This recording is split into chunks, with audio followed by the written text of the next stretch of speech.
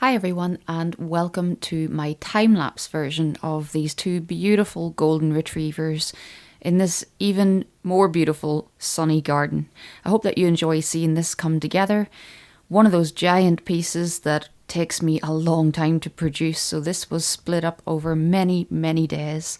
And although this is just the speedy version, I will be releasing full-length tutorials from this piece over on my Patreon channel if you'd like to learn more. But if you enjoy this, then please do hit subscribe here on YouTube. Also hit the little bell notification so that you get all of my future content. But I hope that you enjoy this.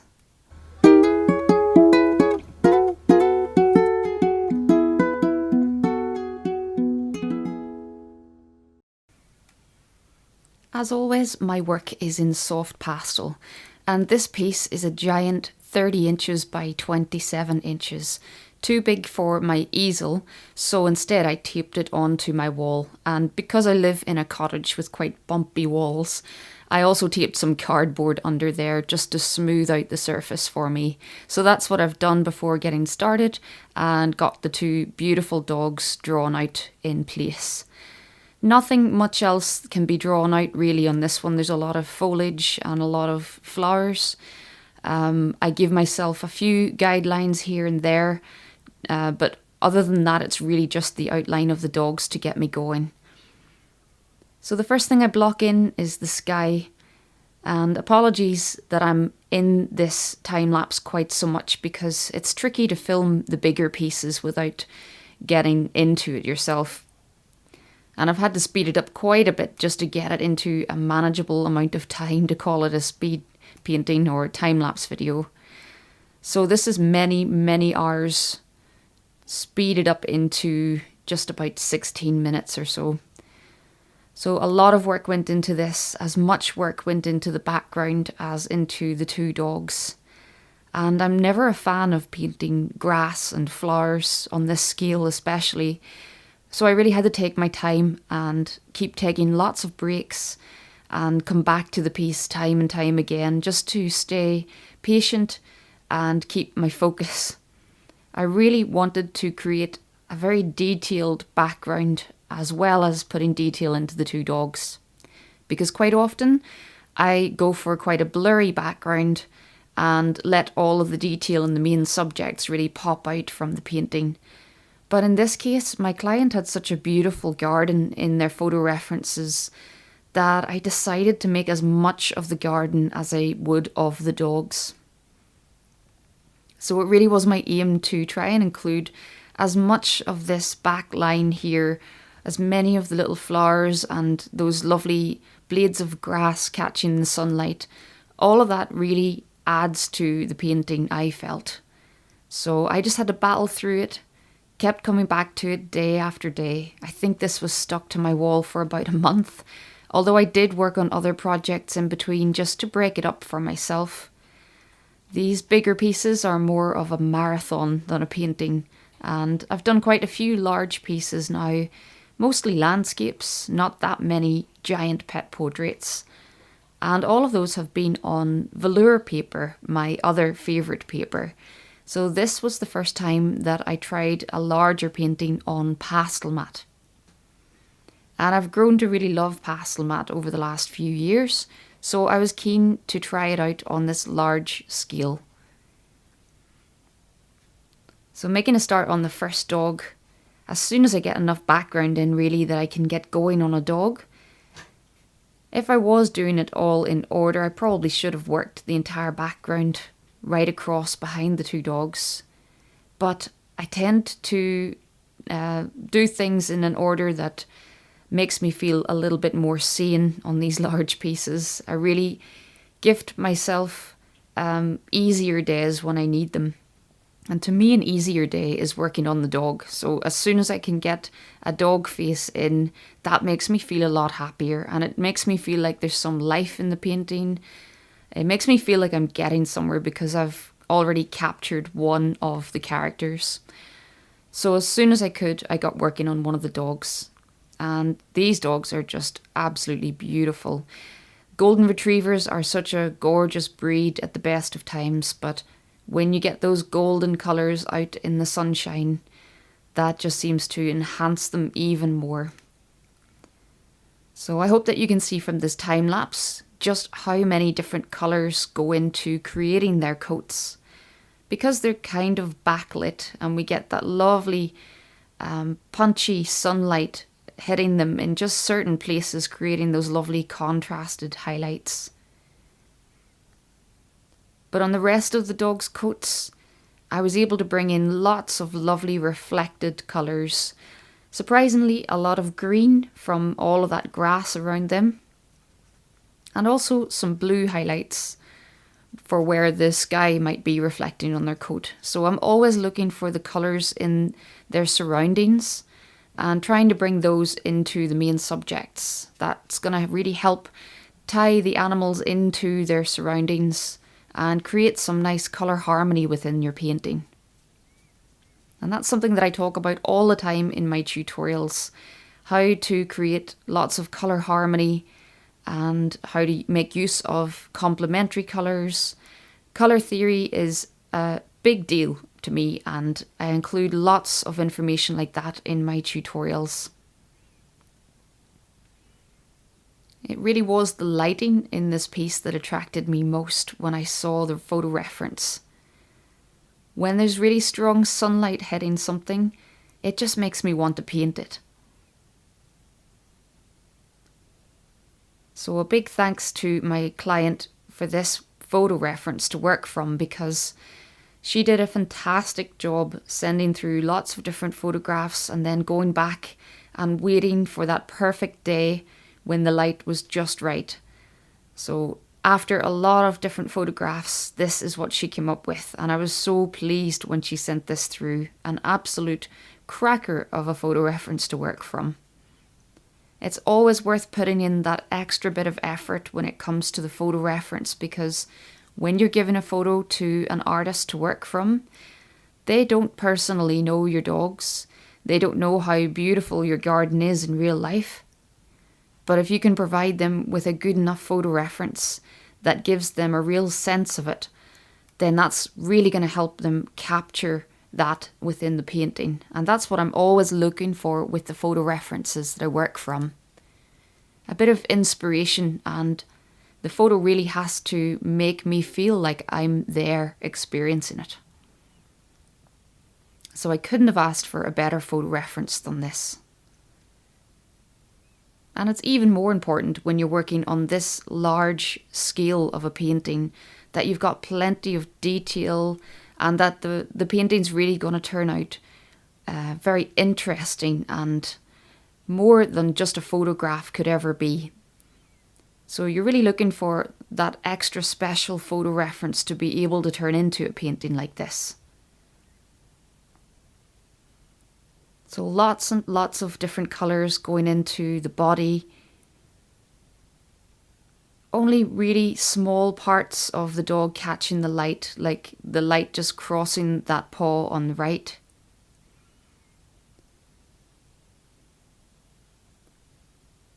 As I said, they're mostly backlit, which gives a beautiful glow to the dogs. A sort of aura that's shining around their edges. But I really enjoyed working on this. Once I got to a certain stage where I had one of the dogs well underway and a bit of life in the painting, then I could really relax into it and just take it day by day. And I couldn't wait to have a go at little Noel, the pig. I love that my client included one of their dog's favourite toys in the painting. And I had kind of intended to tone him down a little bit so that he wouldn't be quite so bright and pink. But I have some beautiful pink pastels, and once I started working on him, the temptation was too much to just start picking up some of those really vibrant colours. And I knew that later on there would be some pink flowers in the background and also the pink tongues of the dogs themselves, so I hoped that I could carry this pink through the painting a little bit and not have our eyes go straight to Noel the pig, as fantastic as he is. So again, it's all about that colour harmony, trying to not have one colour really stand out too much and draw the viewer's attention too much.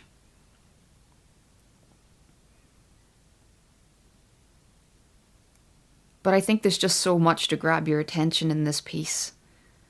So why not have a bright neon pink pig in the foreground? It's got a lot of other things to compete with, so I hope that the painting keeps your eye moving and dancing around, taking in all the lovely little bits of detail.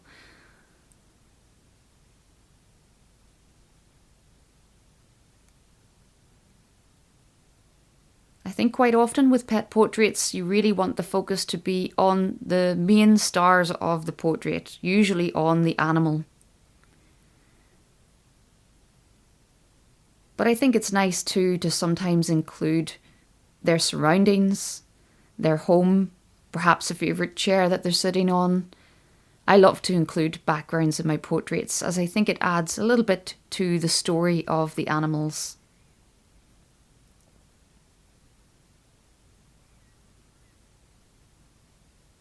And in this case, my client just had such a beautiful garden. It was impossible to not include it in as much detail as possible.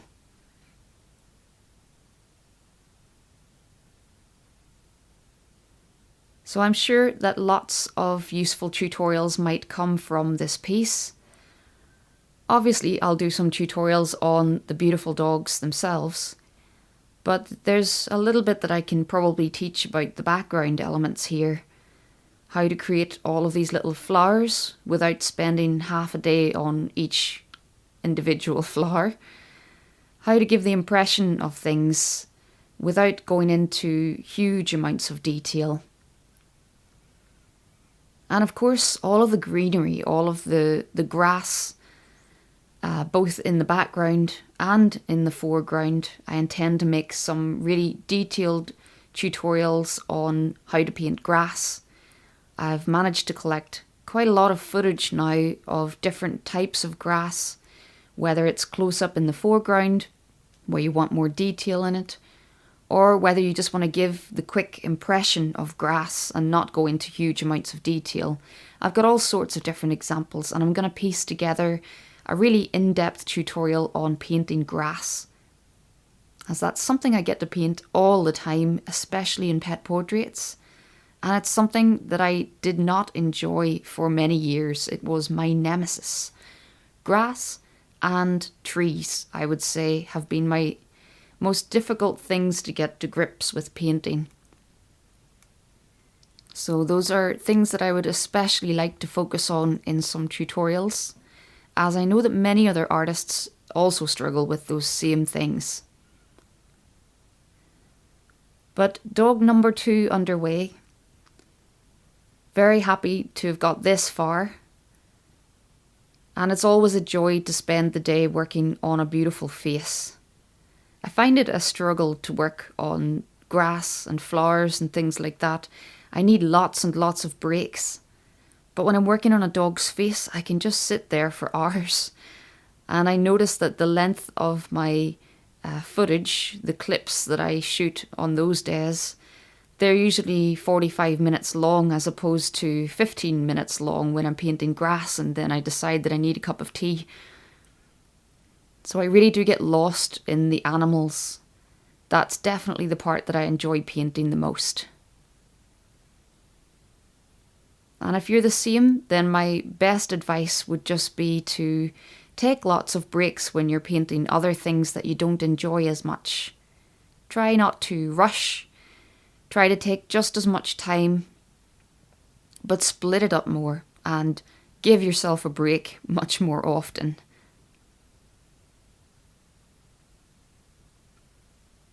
So again, lots and lots of colour within the dog's body, mostly in the shadows here. So I'm able to bring in greens and blues, lots of reflected colours from the colours surrounding the dogs.